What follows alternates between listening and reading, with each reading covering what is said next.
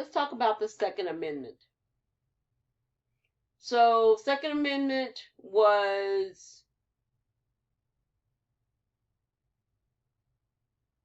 part of the Bill of Rights, ratified in 1789.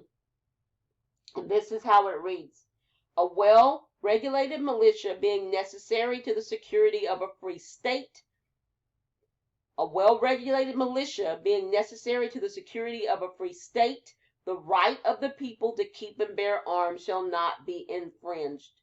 So the reason that the right of the people to keep and bear arms shall not be infringed is because there is a need for a well-regulated militia. So for years, the prevailing wisdom was that the Second Amendment was specifically for militia type weapons. There was a case in the 1930s where their state had banned sawed-off shotguns, which were very popular with criminal gangs. And the Supreme Court, when they got the case, actually said that all we are talking about is militia. The only thing that can't be banned is something that could be used in a militia or that could be used in a militia in 1789. So we're basically talking muskets. And so if it's not a musket, then it can be banned, because that's the only thing that the Supreme Court, that's the only thing that the Bill of Rights actually protects. And so that was the way that common law went for years and years and years. In 2008, that we had the case of District of Columbia versus Heller. In that case, the District of Columbia, which is not a state or in a state, it is regulated directly by the United States government and is a district, had banned handguns. And Justice Antonin Scalia wrote the opinion of the court and basically said the Second Amendment protects an individual's right to possess a firearm.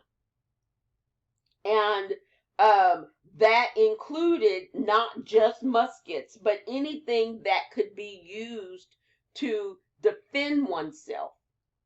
And so they declared that particular law in the District of Columbia unconstitutional, a violation of the Second Amendment's protection to bear arms. 2 years later, in 2010, of course, that didn't apply to everybody because District of Columbia is not a state. They didn't incorporate anything that was specifically for District of Columbia. It wasn't until 2010 when McDonald versus Chicago made it to the Supreme Court. Now, ironically, Justice Scalia wrote this opinion as well. He was in the majority as well. And here the court incorporated the Second Amendment. The city of Chicago had a handgun ban. Mr. McDonald was an African American gentleman that was arrested for having a handgun in violation of city law. A lot of the wording that they used in the District of Columbia versus Heller was repeated in McDonald versus Chicago, but the big difference between the two is that this did apply to every state. It was incorporated and applied to every state and local government in 2010. Y'all, the Second Amendment was not incorporated until 2010. Now, I don't have any Second Amendment questions on the midterm, so that is not a choice, but I did want to make sure that we understood the right to bear arms.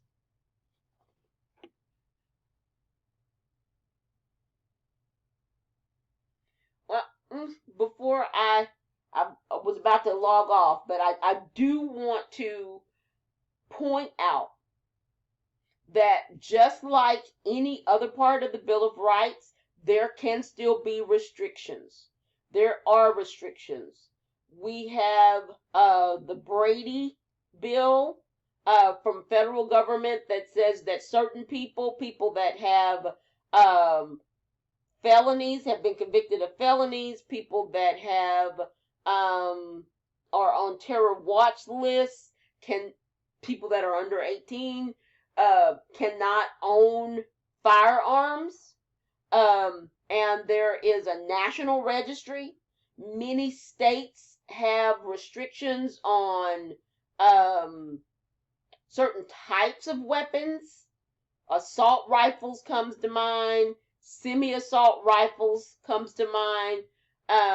And it has been upheld that there can be some restrictions if it is not something that is normally kept for defense purposes. So it does vary by state. Um, some states have very liberal and lax background check laws. Some states say that you have a 3-day waiting period, and if they don't get the information back from the federal government in 3 days, then they're going to sell you the gun because they didn't get the information back. So even though there might be something on your background, you still can have the gun. Many states, Texas, Nevada, Florida, I know for sure, don't have the restrictions and the requirements for background checks and the requirements that certain people cannot get guns if the gun is sold in a private sale or at a gun show, which is considered to be a private sale. Some states have really, really heavy restrictions, like Connecticut has very heavy restrictions. Some states have bans on certain types of rifles. After the mass shooting in Las Vegas, where a man came and was in a high room in a hotel, and shot at several people that were there for a country and western concert. He did not have an automatic weapon, but he had an attachment on a weapon that made it fire a lot more quickly. It was called a bump stock. President Trump has signed an executive order that bans the sale of bump stocks. Does that mean that you still can't get them? You can get them, and people that already had them, they're not going and rounding them up. There have been many calls for restrictions on background checks, on loopholes where, like, a parent buys for a young person, or where a person has had a call about dangerous behavior, about stockpiling a lot of weapons, has had emotional problems, has threatened someone, either threatened a group or threatened someone in their home, that for a certain period of time, those people should be on the list of people that can't purchase guns. And that call came after a mass shooting in Florida, at a high school. There's been an uptick in the last few years in mass shootings. And the United States, in contrast to many countries, has a gun culture where we like our guns, we have been guaranteed the use of our guns. We don't like people telling us that we can't do certain things, and that has made our culture in particular a little different than maybe European or Australian cultures, where gun ownership is not held in as high regard, and it does not have the same emotional attachment as it does in the United States.